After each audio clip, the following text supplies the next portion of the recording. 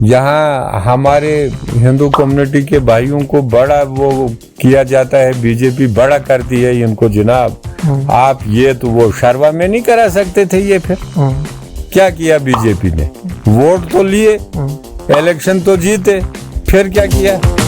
National conference और कांग्रेस वालों ने, उसका क्या भरोसा है कल ये नहीं जाएंगे बीजेपी के साथ? क्या गुलाम नबी आजाद बीजेपी के साथ जाएगा या नहीं जाएगा? लेकिन ये तो दो बार जा चुके हैं अभी तक। अब ये एक कयास लगा रहे हैं।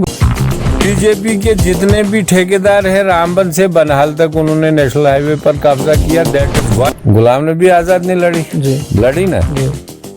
जो कांग्रेस वाले मेरे दोस्त ये बात बोल रहे हैं, तो उन कांग्रेस वालों को उनको फर्श पे बैठ के एहजाज कर रहा था। तो आधे कांग्रेस के तो चेयर पर थे। कांग्रेस वालों ने सबों ने वोट ही नहीं दिया था 370 के मसले में। अच्छा।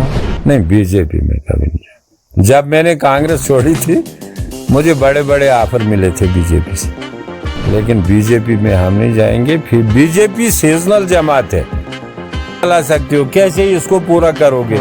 आप जिसको पता ही नहीं होगी क्या मैनिफेस्टो आता है, क्या मैनिफेस्टो है, तो मुझे बताओ। जिसको छानबाज से तो उधर खाईदरी तक का नॉलेज होगा तो उसको मत बनाएंगे फिर हम उसको।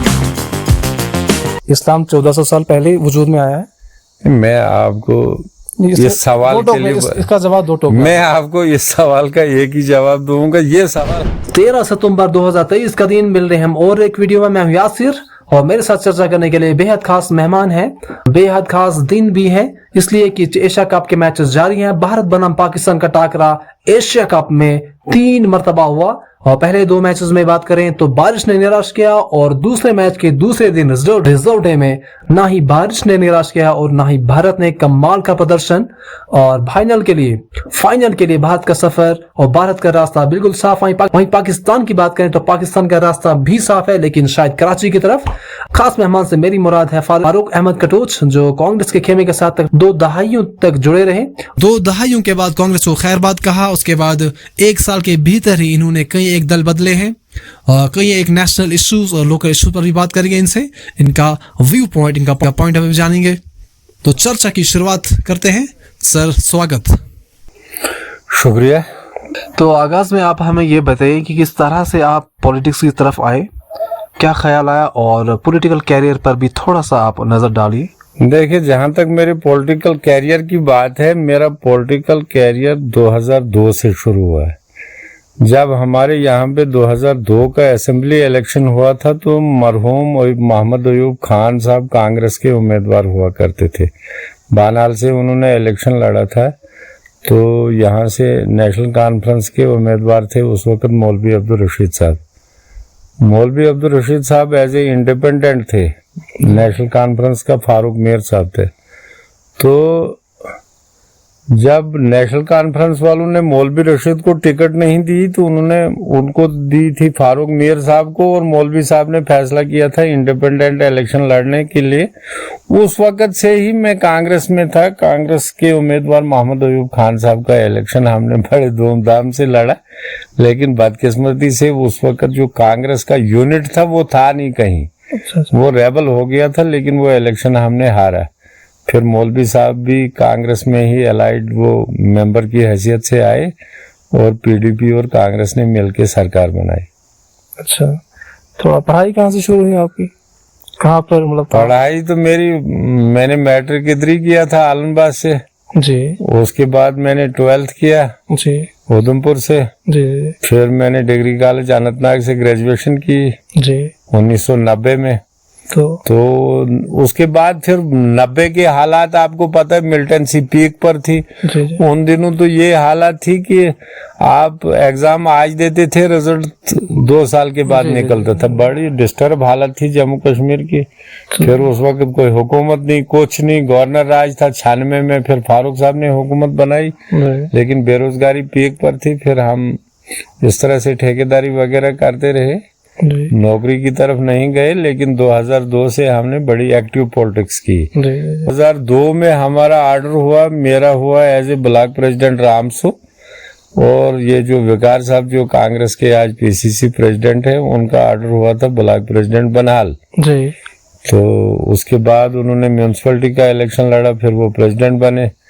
कुछ वक्फे के बाद पीडीपी को ज्वाइन किया, लेकिन ये बात भी सही है कि कांग्रेस से निकलने के बाद आप सक्रिय नजर नहीं आए पॉलिटिक्स में, पॉलिटिक्स की गतिविधियों में आपको देखा नहीं गया, मीडिया से आप गुमनाम रहे।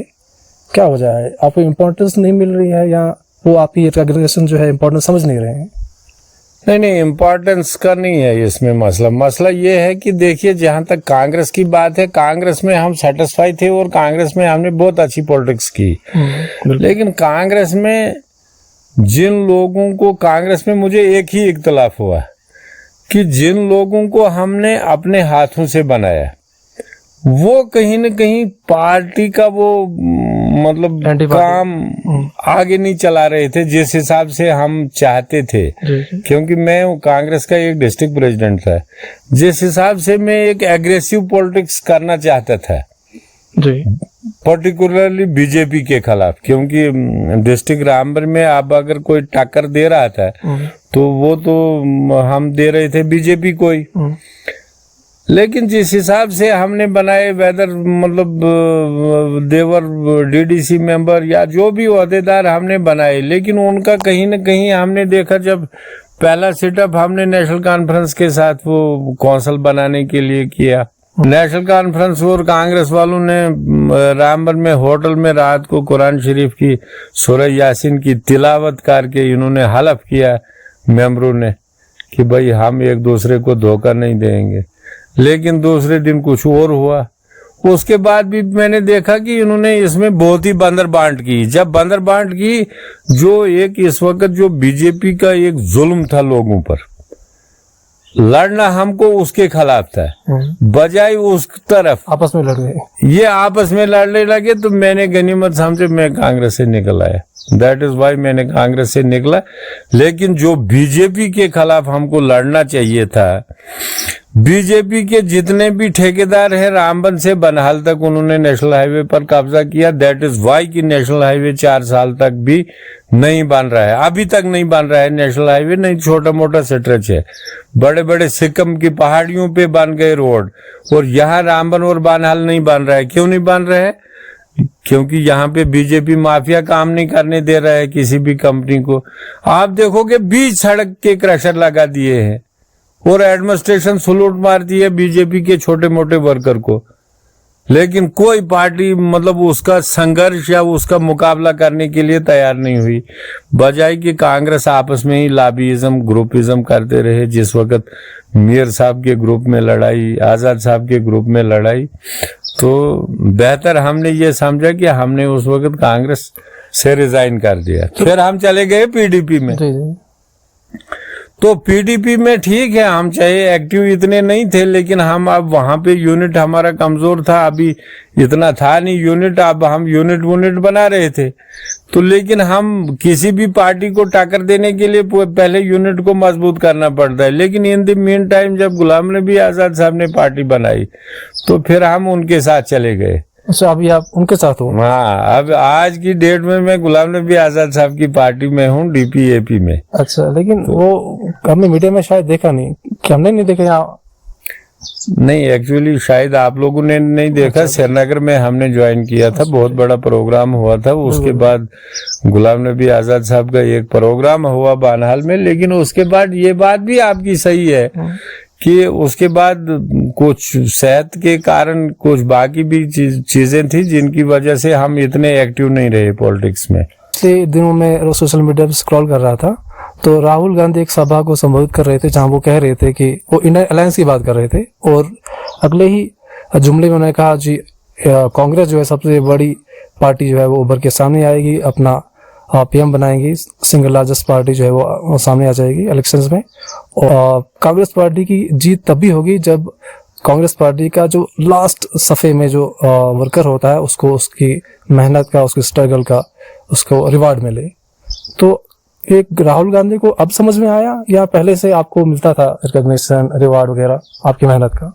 नहीं, देखिए, जहां तक राहुल गांधी की सोच का सवाल है, राहुल गांधी की सोच अच्छी है जो इन्होंने ये अलायंस का किया। लेकिन इतना जरूर है कि ये समझ थोड़ी देर से आई।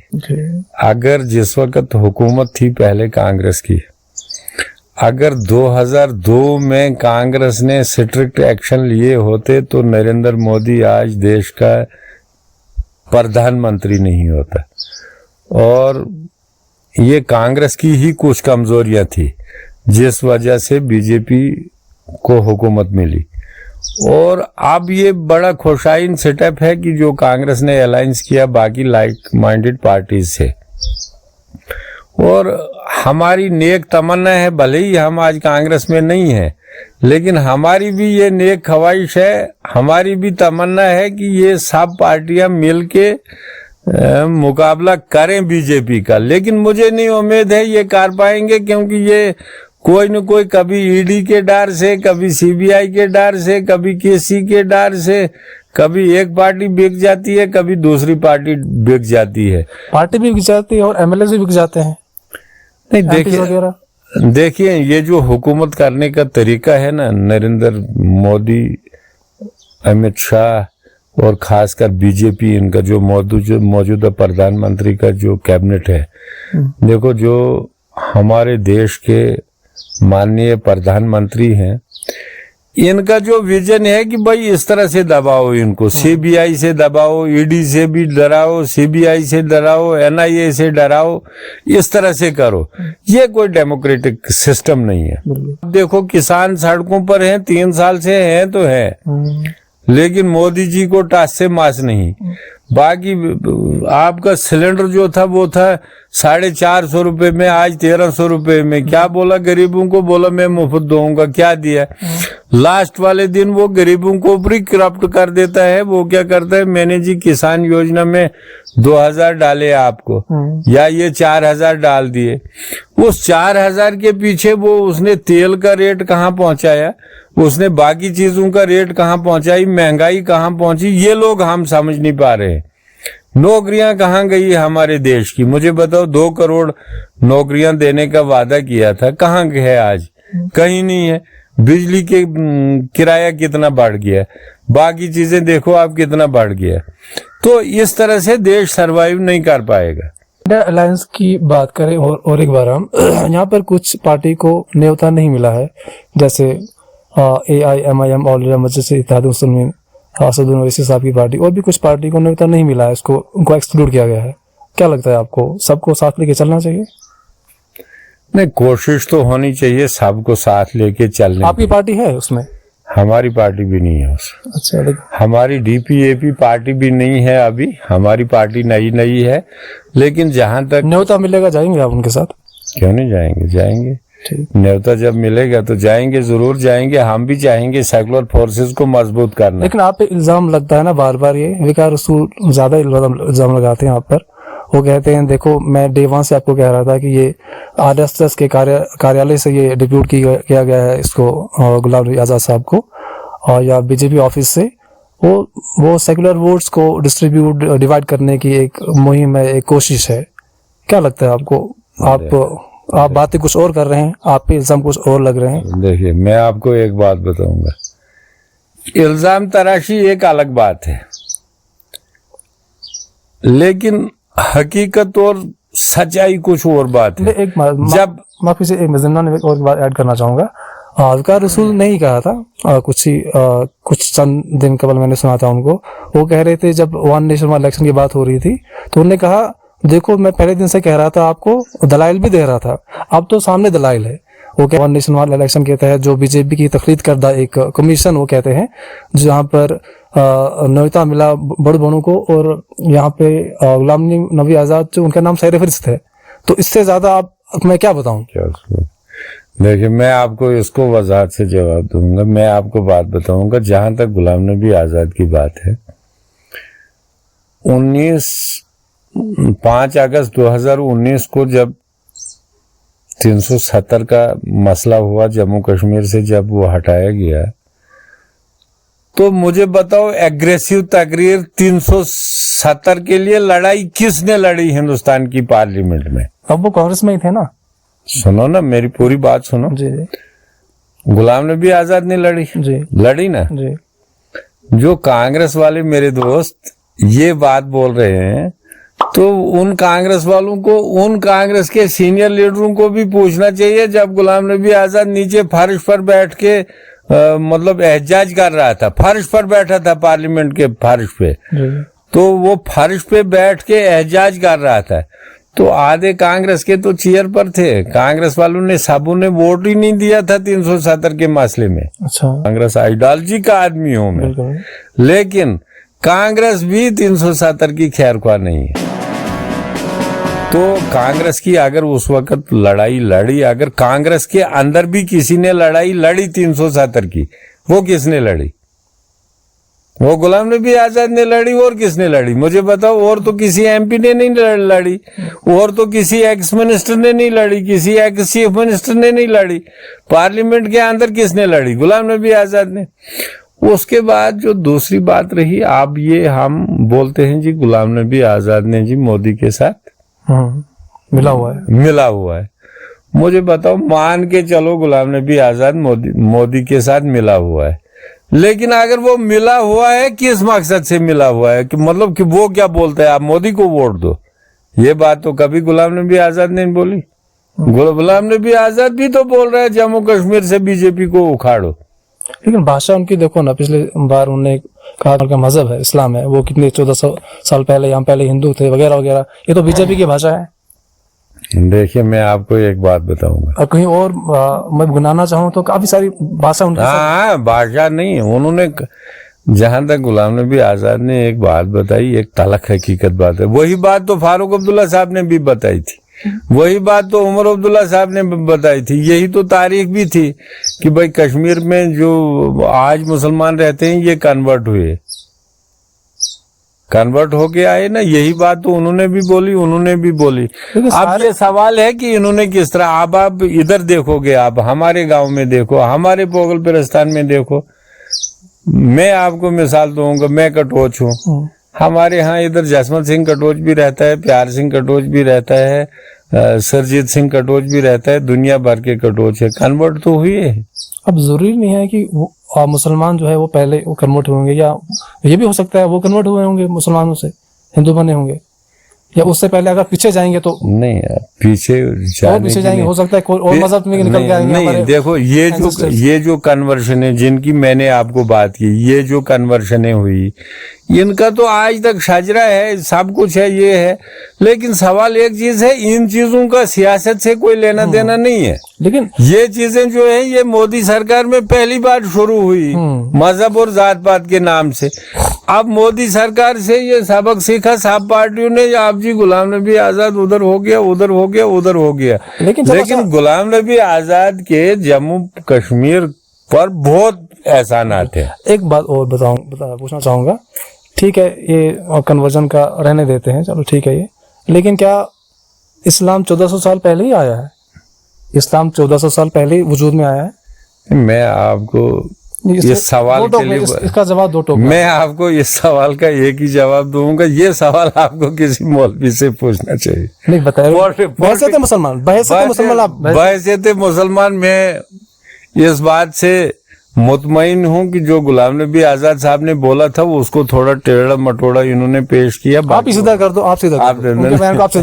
नहीं, इस पर कंट्रोवर्सी के बयान पर मैं ज्यादा नहीं बोलूंगा। अगर आप बताएंगे इस्लाम तब से है जब से बाबा आदम है, इससे हिंदू भी नाराज नहीं होगा, मुसलमान भी नाराज नहीं होगा, ये सच्चाई है, सब मान। देखो, जो हम बात कर रहे हैं, हम पॉलिटिक्स की कर रहे हैं, लेकिन हम मयार की कर रहे हैं। मैं जो हमारा अध्यक्ष है, मैं आपको ये बात वसूख से कहूंगा, जो गुलाम नबी आजाद है, देखो कांग्रेस के दौर में भी हम उसके साथ मुंसलिक रहे। आज तक आप देखोगे कि ये आदमी सिगरेट नहीं पीता है, ये आदमी शराब नहीं पीता है, ये आदमी कोई नशा नहीं करता है, मतलब गरीब परवर किस्म का आदमी। यही क्वालिटीज बीजेपी के एक आम कार्यकर्ता में भी हो सकती है। अब क्या लोग उसी को चुने, उसी को आगे बढ़ाएं, उसी के गुण गाएं? बीजेपी और गुलाम नबी आजाद में आसमान जमीन फर्क है। बीजेपी को तो आजमाया ना जम्मू कश्मीर के लोगों ने, तो बदले में क्या दिया उन्होंने? मुझे बताओ ना, जम्मू कश्मीर क्या था? महाराजा हरि सिंह के दौर में हमने कांग्रेस में विक्रमादित्य सिंह का इलेक्शन लड़ा था, मैं महाराजा हरि सिंह के उस महल में अंदर पूरी तरह घूमा था। वहां पे उनकी जो वो कुर्सी है या बाकी चीजें हैं वो भी हमने देखी, और मेरी 2-3 बार मुलाकात हुई थी डॉक्टर करण सिंह से। डॉक्टर करण सिंह बहुत बड़ा इंटेलेक्चुअल है, अगर आप उसकी लाइब्रेरी देखोगे, उसके बुक्स देखोगे, परेशान हो जाओगे, कितनी हिस्ट्री है। लेकिन जम्मू कश्मीर किस मयार पर था, हम कहाँ थे? जम्मू कश्मीर को यूटी बनाया, ये तारीख में किसी मुल्क ने आज तक ऐसा नहीं किया है। तो बीजेपी का तो दूर दूर तक मुकाबला नहीं है गुलाम नबी आजाद के साथ। वो गुलाम नबी आजाद कहाँ और बीजेपी कहाँ? बीजेपी हादसाती तौर पर इक़्तिदार में आई। मैं आज भी इनकी पार्टी को ये कहता हूं कि ये हादसाती तौर पर इक़्तिदार में, माइनस नरेंद्र मोदी करो, आप मोदी को माइनस करो ना आप, तो बीजेपी आपको कहीं नजर नहीं आएगी। इश्यूज पे बात करेंगे। सरपंचेस और पंचेस के इलेक्शन अब सर पे मंडरा रहे हैं और कुछ ही महीनों में उम्मीद यही लगाई जा रही है कि हो जाएंगे इलेक्शंस। आपकी जो ओपिनियन है वो मैटर करती है हमारे यहाँ। काफ़ी लोग आपकी बात गौर से सुनते हैं, और अगर गांव के 15-20 मुअज़्ज़िज़ लोग जिनका ओपिनियन भी मैटर करता है, अगर आपसे एक सवाल करें, फारूक साहब आप बताएं कि पूरे गांव में एक बिला मुकाबला एक बंदे को हम खड़ा कर देंगे सरपंच के लिए, आप किसका नाम देंगे? नाम देना इसी तरह से वो एक डिक्टेटरशिप है।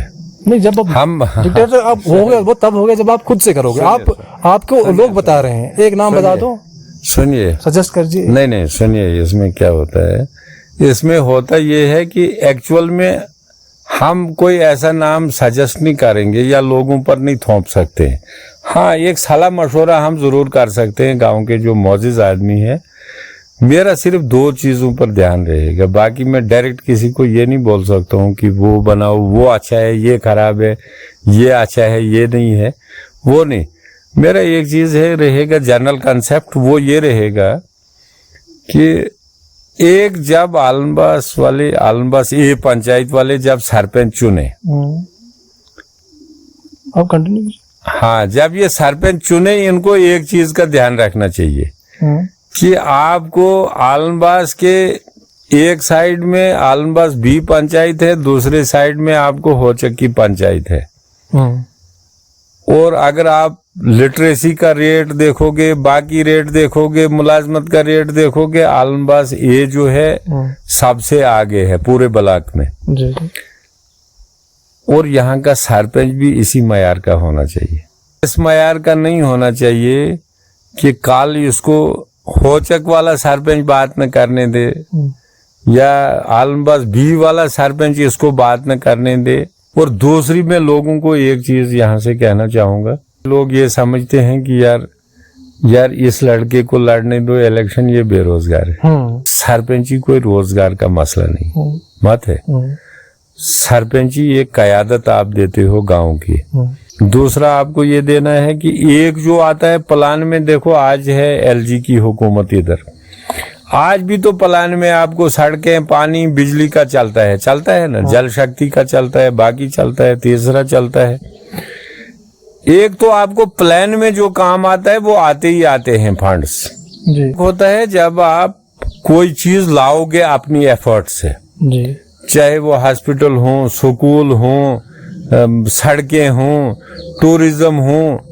मतलब 3 साल से टूरिज्म का एक यहाँ पे आया था, हालांकि इसने बेचारे ने कुछ एफर्ट्स भी किए थे, बीडीसी चेयरमैन करलीप सिंह ने। ये जो आपके कुछ फंड्स आए थे, टेंडर हुए थे, वो काम नहीं होने दिया गुगली में। मैं ये एडमिनिस्ट्रेशन से गुजारिश करना चाहता हूँ कि भाई उनको भी देखना चाहिए कि भाई आलमबास की जो हदबंदी के अंदर हिस्सा आता है वो तो आलमबास का है, जो दूसरी पंचायत का है वो दूसरी पंचायत का है। तो इस वजह से मैं इस लोकल इलेक्शन को ज्यादा प्रेफरेंस देता हूँ। आलमबास का सरपंच वो होना चाहिए जो आलमबास की आगे की रहनुमाई कर सके। और इसमें मेरी सब लोगों को यही गुजारिश है कि इसको आलमबास की नजर से देखो, इसको ये नहीं देखो, जात पात से नहीं देखो इसको, ये बेरोजगार है इस वजह से। सरपंची में कौन सा रोजगार मिलेगा मुझे बताओ आप? आपको रोज दौड़ना है। और जो आप आउट ऑफ प्लान लाओगे कोई काम, वो आपकी अचीवमेंट मानी जाएगी।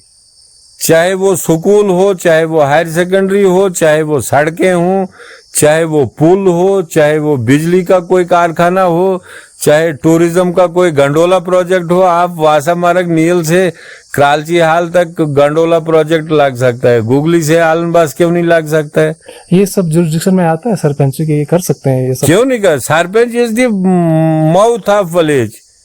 सरपंच अपने फंड से तो नहीं कर सकता है, लेकिन एक आवाज तो बुलंद कर सकता है ना। ठीक ठीक। हमारे यहाँ कंटेस्टेंट है जो इलेक्शन लड़ने जा रहे हैं सरपंची का, एक तो इरशाद साहब हैं, एक है मास्टर क्यूम साहब रिटायर्ड। तो क्या लगता है who is more competent and more man of high calibre, कौन लीड कर सकता है फ्रॉम द फ्रंट?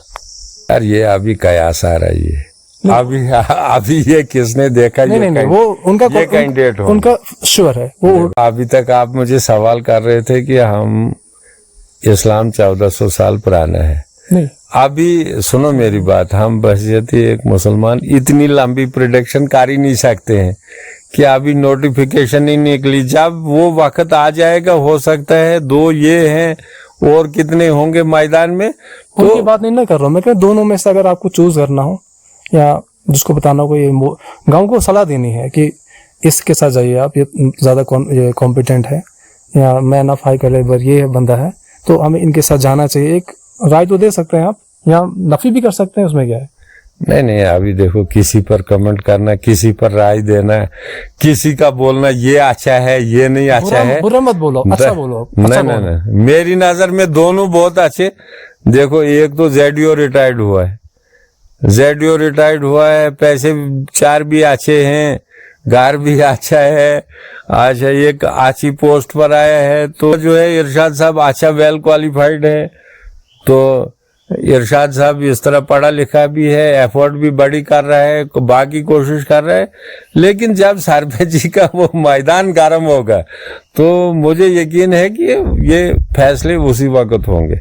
मुकाबला एक राय के तहत एक बंदे को अगर हम खड़ा कर दें, वो अच्छा है, या इलेक्शन से एक बंदा जीत गए? तो आपने नाम लिए, इनमें होगा या आगे कोई और होगा? तो वही आती है ना, आगे लेके वही जाएगा ना जिसमें कॉम्पिटेंसी हो, जिसमें कैलिबर हो अच्छा, वही तो लेके जाएगा आगे। तो वो देखेंगे ना। हम बताओ, आप इसको कैसे चलाओगे? आपके पास क्या रोड मैप है? इसको पता ही नहीं होगी। क्या मैनिफेस्टो है आपका? क्या मैनिफेस्टो है? तो मुझे बताओ, जिसको छानबाज से तो उधर खाईदरी तक का नॉलेज होगा तो उसको मत बनाएंगे फिर हम उसको, जिसको आगे कोई रोड मैप होगा ज्यादा। तो what if the peoples opinion goes in favour of you, कि इस बार हमने आपको सरपंच बनाना है विदाउट इलेक्शन, क्या होगा आपका रिएक्शन? देखो, ये अभी काबलाज वक्त है, कोशिश करेंगे। नरेंद्र मोदी ने ये जात पात मजहब सब लाया है अब पॉलिटिक्स में, तो अब ये हर इलेक्शन में दावेदार होते हैं। मैंने अपने कैरियर में कांग्रेस में कम से कम 20 इलेक्शन लड़वाए हैं, चाहे वो म्यूनिसिपैलिटी के लड़वाए, पंचायतों के लड़वाए, बीडीसी लड़ाए, डीडीसी लड़ाए, एमएलए के लड़ाए, एमपी के लड़ाए। बड़ा तबका इधर वानियों का है 300-400 के करीब, दूसरा तबका है इधर मलिक बरादरी का। इस बार ये नहीं करना है, उनमें है ये, उनमें है, और एक बनता है हमारे गांव में एक थर्ड फ्रंट भी, और उस थर्ड फ्रंट की वजह से एज किसको मिलता है? कमजोर कैंडिडेट को। अगर हम जो आपस में गांव में बैठ के सलाह मशवरा करेंगे, उसमें क्या बैन है? हम तो भाई हैं आपस में, चाहे वो मास्टर है, चाहे वो कोई है, चाहे वो क्लर्क है, चाहे वो एसपी है, चाहे वो अफसर है, लेकिन आलमबाज का है ना, आलमबाज का। अगर आज टूरिज्म फेस्टिवल हर जगह हुए, मुझे बताओ, यहाँ हिंदू कम्युनिटी के भाइयों को बड़ा वो किया जाता है, बीजेपी बड़ा करती है इनको। जनाब, आप ये तो वो शर्वा में नहीं करा सकते थे ये? फिर क्या किया बीजेपी ने? वोट तो लिए, इलेक्शन तो जीते, फिर क्या किया? और जितना मिसयूज इन्होंने किया है, क्या फंड्स का, बाकी देखो कोई नहीं, ये सिर्फ क्या ब्लॉक दिवस मनाते रहे 5 साल, लेकिन नीचे। अगर आपको कांग्रेस में वापस जाने का थोड़ा सा ही मौका मिले, जाएंगे आप? सियासत में कोई चीज नामुमकिन नहीं है, हर चीज मुमकिन है। बीजेपी में नहीं, बीजेपी में कभी नहीं। जब मैंने कांग्रेस छोड़ी थी, मुझे बड़े बड़े ऑफर मिले थे बीजेपी से। बीजेपी सीजनल जमात है, बीजेपी माइनस नरेंद्र मोदी कहीं नहीं है बीजेपी। ये इसी तरह इन्होंने वो आप कुछ खड़े किए, हर गांव में 2-2 मोदी, 4-4 मोदी, बाकी ये फिरका परस्त जमात है, बाकी ये कुछ नहीं करने वाली। कोई वकार रसूल वानी, फॉर्मर मिनिस्टर, फॉर्मर एमएलए, उन पर आप 20 सेकंड कुछ भी बोलो, 20 थोड़ा सा एक देखो जो जाती तौर पर मैं आपको बोलूंगा, वकार रसूल साहब और मैं 2002 से इकट्ठे रहे, हम गाड़ियों में भी चले हैं, इस तरह भी चले हैं, एज ए मिनिस्टर भी है। वकार रसूल एज ए पर्सन बहुत अच्छा आदमी, और वकार रसूल ने भी बहुत अच्छे काम किए इस पूरे इलाके के लिए। भले ही मैं आपको बात बताऊं, मेरी पार्टी, मेरी जमात इस चीज के लिए मुझे नाराज हो जाए, मुझे वो गम नहीं है, क्योंकि मैंने हमेशा सच्चाई बोली है। हमारा जो भी मुकाबला है हमारा बीजेपी के साथ है मुकाबला। हमको जो ये तबाह और बर्बाद कर रहे हैं नेशनल कॉन्फ्रेंस वाले या बाकी वाले, ये गलत गाइड करते हैं। क्या नेशनल कॉन्फ्रेंस का क्या भरोसा है कल ये नहीं जाएंगे बीजेपी के साथ? क्या गारंटी है? क्या गुलाम नबी आजाद बीजेपी के साथ जाएगा या नहीं जाएगा? लेकिन ये तो 2-2 बार जा चुके हैं अभी तक। अच्छा, लास्ट पे आपसे गुजारिश है, व्यूवर्स को बता दीजिए मेरे चैनल को सब्सक्राइब करें और वीडियो को लाइक करें। सब लोगों से ये गुजारिश है कि ज्यादा से ज्यादा करें, इनको ये लाइक भी करें और ज्यादा से सब्सक्राइब भी करें, ताकि ये बहुत मेहनती आदमी है, हमसाया भी है मेरा, और मुझे यकीन ही नहीं था जब आप, और मेरी मतलब दिली तमन्ना है कि आप ज्यादा से ज्यादा इसमें तरक्की करो, और जितनी भी मेरे से हो सकती है मैं आपकी और भी मदद करने के लिए तैयार हूँ। आपका बहुत बहुत शुक्रिया सर। शुक्रिया, खुदा हाफिज।